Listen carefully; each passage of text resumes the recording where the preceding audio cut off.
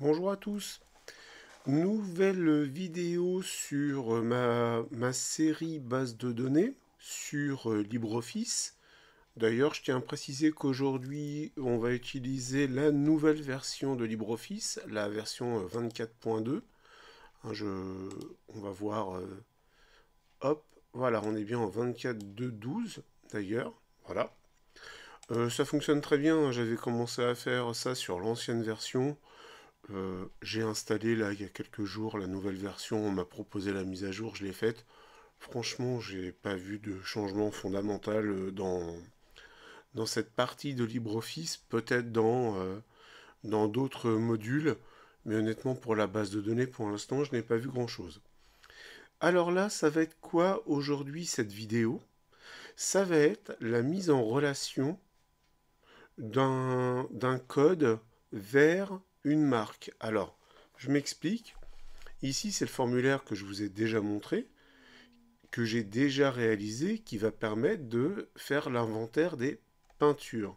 Donc si je vais voir une autre peinture, je peux voir qu'à chaque fois, j'ai Revel ici qui est choisi.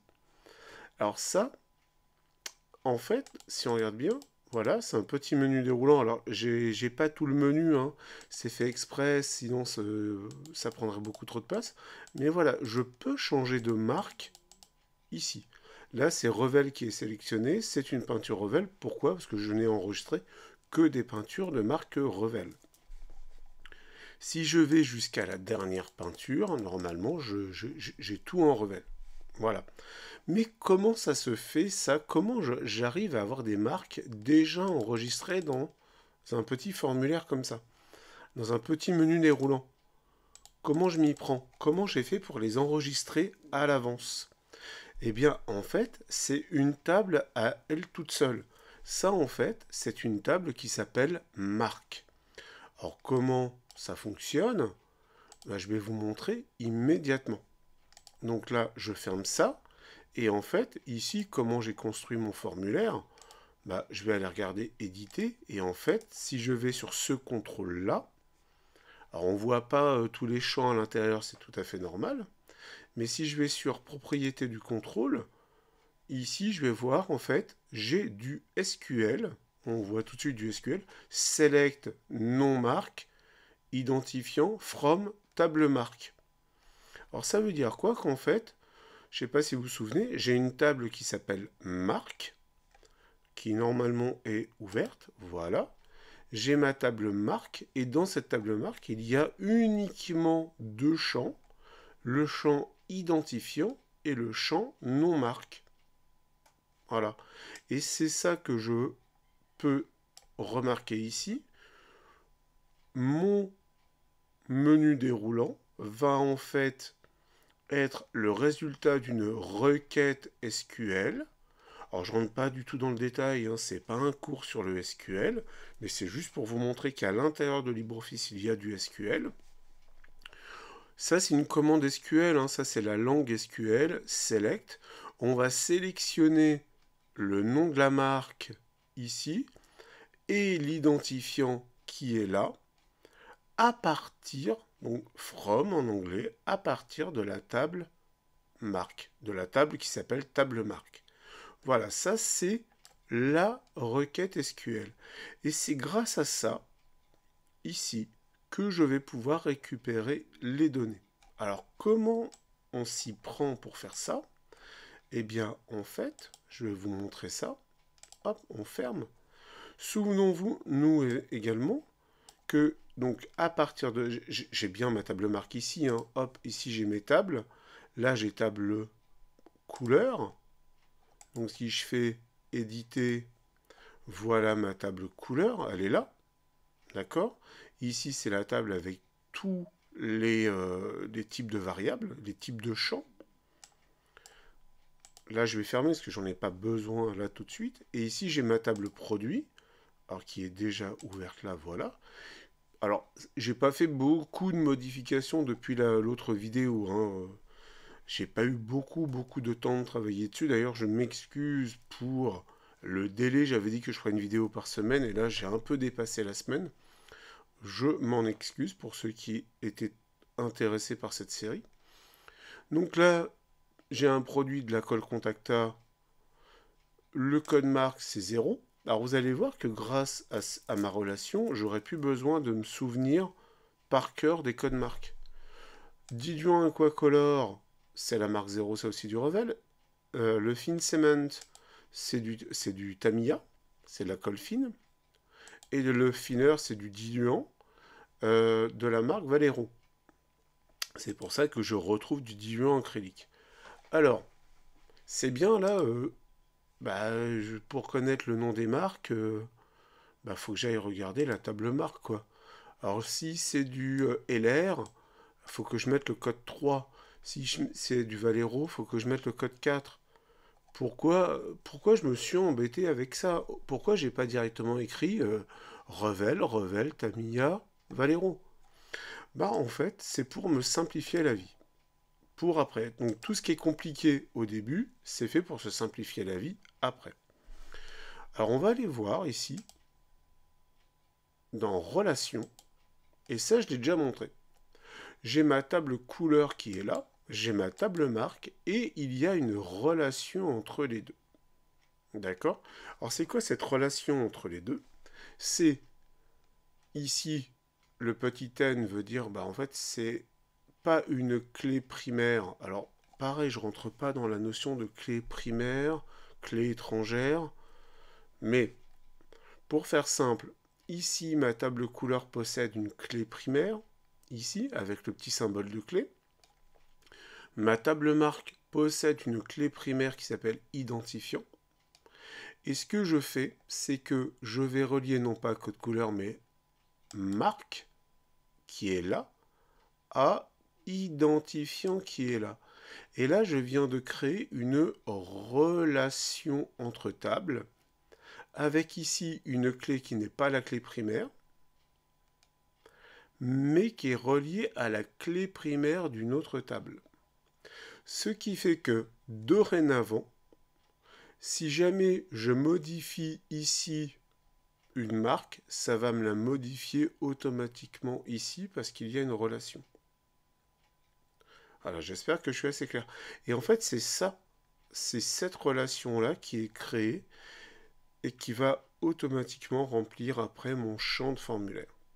Alors maintenant comment je vais faire pour faire exactement la même chose mais pour les produits? Eh bien je vais cliquer ici, ajouter des tables. Alors j'ai déjà la table couleur, j'ai déjà la table marque, maintenant c'est la table produit. J'ajoute et je ferme. Et maintenant, j'ai exactement la même structure entre table couleur et table produit. J'ai code produit au lieu d'avoir code couleur, mais j'ai marque aussi. Et qu'est-ce que j'avais expliqué lors d'une dernière vidéo? Il faut que marque et identifiant soient du même type. Alors on va aller vérifier ça. Alors par exemple, si je prends volume en millilitres et que je veux le relier à identifiant, alors imaginons, je clique sur volume, je tire, et je vais à identifiant, et là il ne se passe rien. D'accord?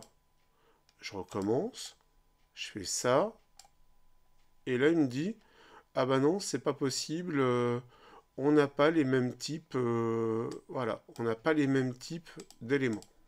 Par contre, si je fais marque vers identifiant, c'est bon. Ok. Là, il m'a bien créé ici une relation. Donc là, maintenant, j'ai une relation entre marque et identifiant, et ici entre marque et identifiant. Donc le gros avantage maintenant, c'est que, imaginons qu'il y a une nouvelle marque qui arrive sur le marché, ou alors je découvre une marque que je n'avais pas. Par exemple, il y a une marque, c'est MIG. J'ai un seul produit de la marque MIG, ce sont des petites billes en métal que l'on met dans les pots de peinture pour bien les secouer, pour bien mélanger.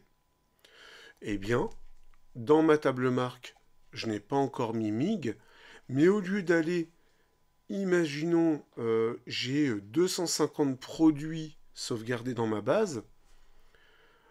Ah, je veux rajouter parce que j'ai changé de marque pour mes peintures, j'arrête complètement Revel et je rechange plein de choses, ou alors Revel a décidé de changer de type, enfin, je ne vais pas rentrer dans des tas d'exemples, mais là, il suffit simplement d'aller modifier ma table marque et d'en rajouter une, ou de modifier le nom de la marque. On a déjà vu des marques qui changeaient de nom entre deux. On peut avoir par exemple LR Umbrol. On a déjà vu par exemple des produits qui s'appellent LR Umbrol.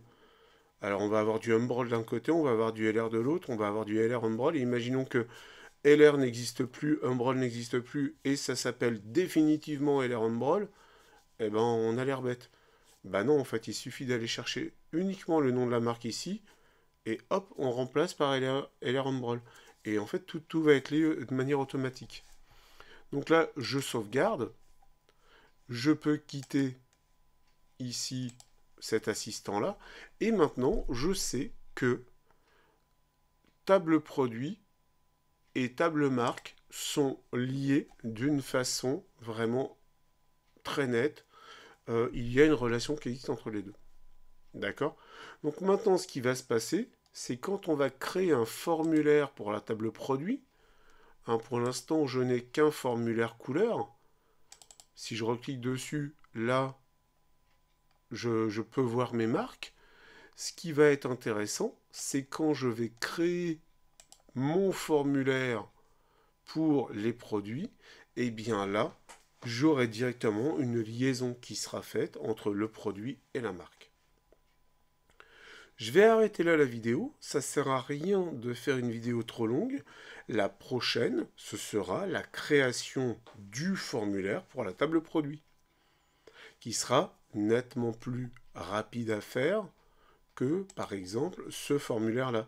Il y aura moins de champs. On a bien vu qu'il y avait beaucoup moins de champs. On a la marque, la quantité et le volume. Ça suffit amplement. Je n'ai pas besoin d'avoir plus d'éléments.